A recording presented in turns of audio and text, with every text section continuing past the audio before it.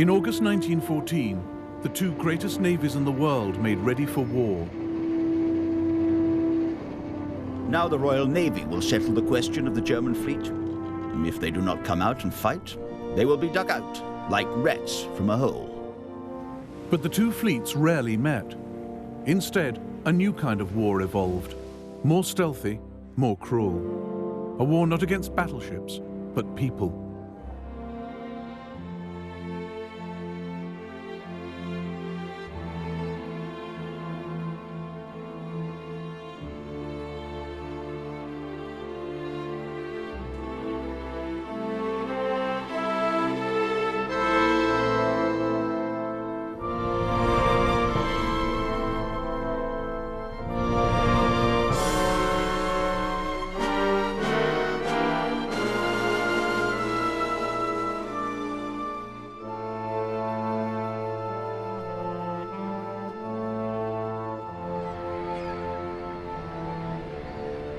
The world's capital ships in 1914 were the products of a Cold War. Britain's HMS Dreadnought had set the benchmark. Heavy armour, big guns, fast. Dreadnoughts were bargaining chips in a great naval poker game.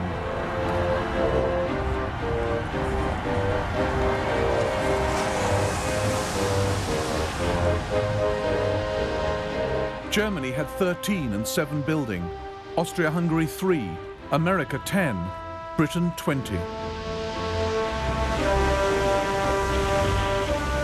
They kept the peace, but then the Cold War turned hot.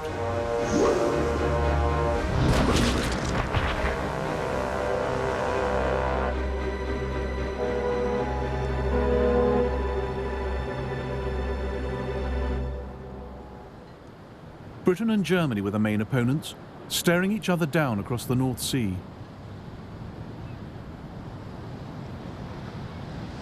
The longer the two sides looked at the map, the more obvious their problems became. Germany's ships couldn't get clear of the North Sea. To the south, the Channel, blocked by mines and the Dover Patrol. To the north, the British Grand Fleet at Scapa Flow. But Britain couldn't get at the German fleet unless it came out from its heavily protected bases. And if they actually met in the North Sea, the result could be catastrophic.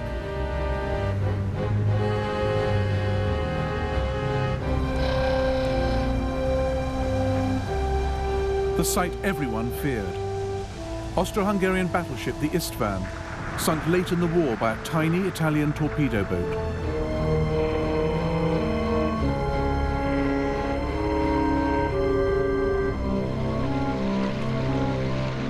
In 1914, the German Navy believed torpedoes and submarines might tip the balance their way.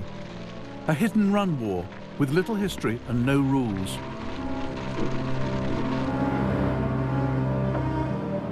Jackie Fisher, Britain's sharpest admiral, predicted radical change ahead.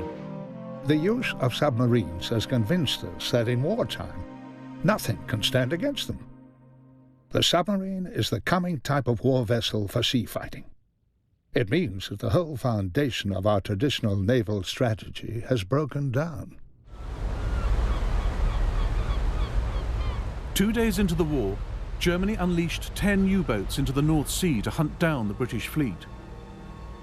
One of them, U-21, made her way to the Firth of Forth, where the British cruiser HMS Pathfinder was leaving Rosyth Naval Base.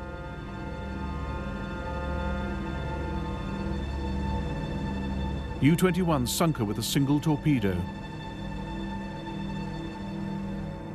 Within a fortnight, the Germans had more good news.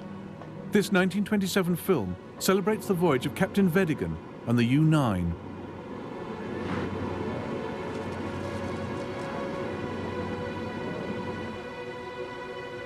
Through my prismatic glasses, I noticed a small masthead coming into view near the Mars lightship. It looked like the mast of a warship. Could this be the first sight of the enemy that we were to have during the war? The U-9 had found the British cruisers Hogue, Aboukir and Cressy on patrol off the Dutch coast.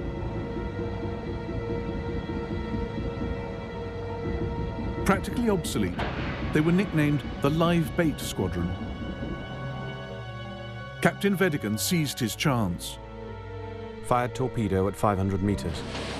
Target was middle ship in a 3-ship formation. 31 seconds later, the torpedo struck Abu Qir.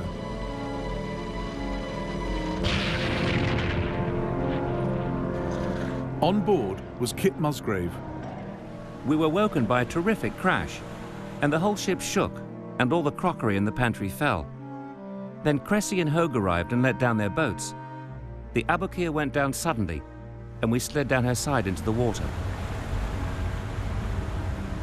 Musgrave jumped into the North Sea and became the only man in the war to be sunk on 3 ships within 1 hour.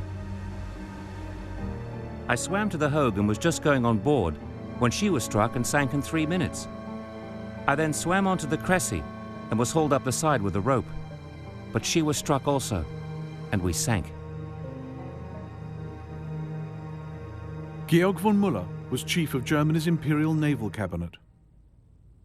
On our return from the morning ride, the first news of the successful torpedo attack by the U-9 on 3 English cruisers. We are all delighted, and the Kaiser is in 7th heaven.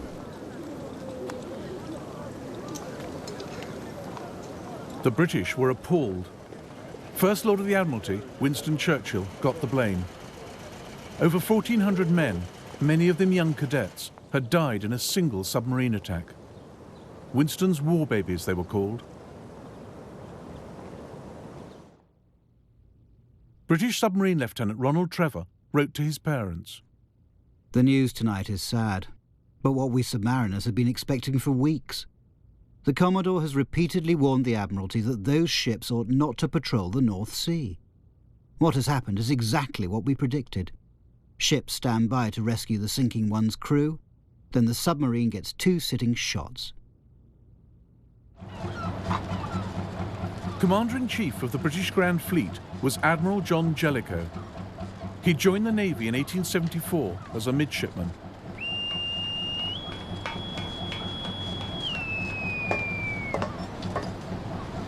Known as Silent Jack, he was experienced, capable, and cautious. He ended patrols off the German coast, confining his most valuable ships to Scapa Flow and Rosyth, at the very limits of the U-boat's range. He warned the Admiralty. The Germans have shown that they rely to a very great extent on submarines, mines, and torpedoes, and there can be no doubt that they possess an actual superiority over us in these particular directions. Germany's forward submarine base was on the island of Heligoland. The U-boats were ordered to sweep the North Sea.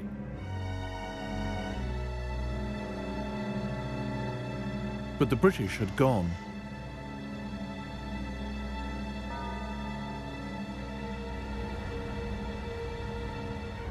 On the 16th of December 1914, hoping to lure the British out, 5 German warships steamed across the North Sea.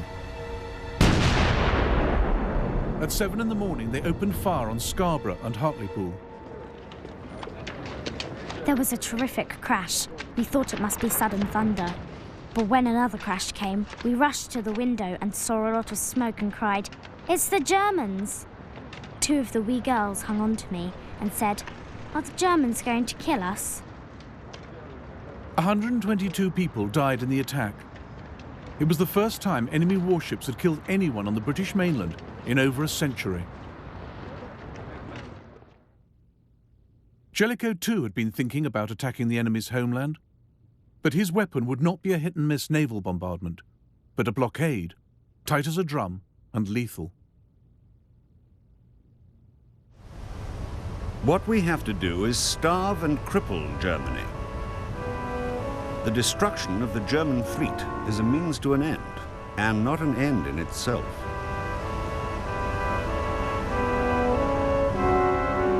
Here was a use for those huge battleships, as sentinels sealing the exits from the North Sea, stopping Germany's fleet getting out and her vital food and war supplies getting in. The North Sea would become no man's land, a dead sea.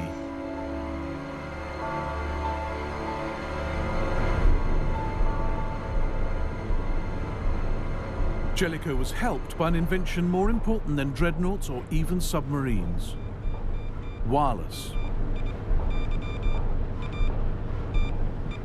Every day, every German ship radioed its position back to fleet headquarters at Wilhelmshaven.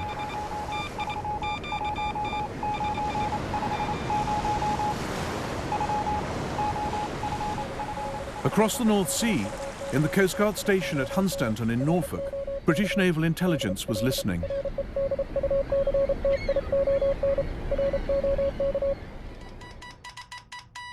The German messages were passed on to a group of codebreakers working in one of Britain's most secret departments, Room 40, deep in the heart of the Admiralty Old Building.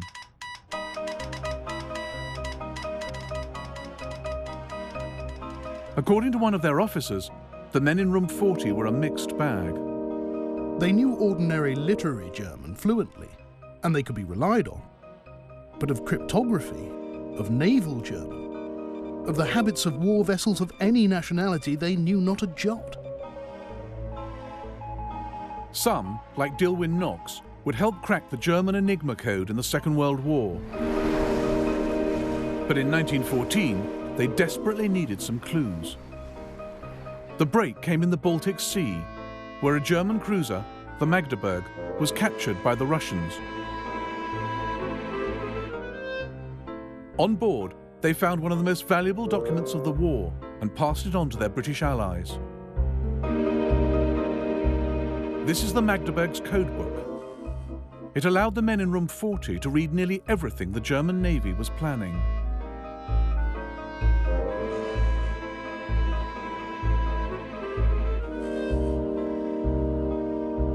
"Oh well," the Kaiser said, on learning of the Magdeburg's capture. "Sparks are bound to fly at a time like this."